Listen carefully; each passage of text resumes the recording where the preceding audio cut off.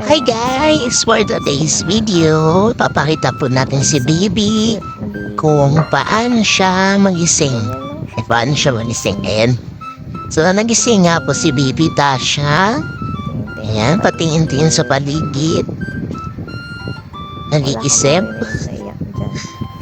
Nasaan nga ba yung mga kasama niya? Ayan, so tumabila ko sa kanya kasi baka bigla siya umiyak.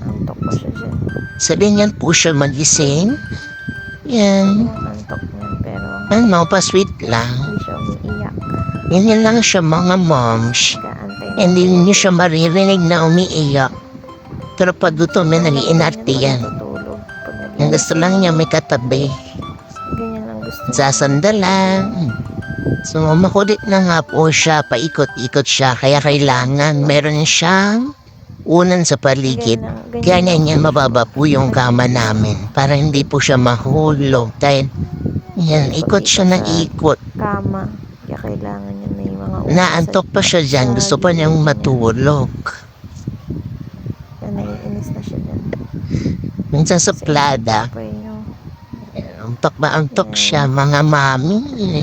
Ganyan lang si Baby Tasha.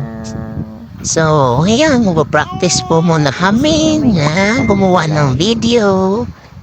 Abangan nyo na lang po mga moms kung ano pa po yung mga susunod na video ni Baby. Yan. Ang content po natin, daily routine ni Baby. Hanggang sa marunong na siyang maglakad. Abangan nyo na lang po yung mga susunod. Practice po muna kami. Marami pa po siyang So, hanggang dyan na lang mga mami. Sa ngayon, practice. Pa-like and subscribe sa po sa aming YouTube channel. Ayan guys. Bye-bye na po!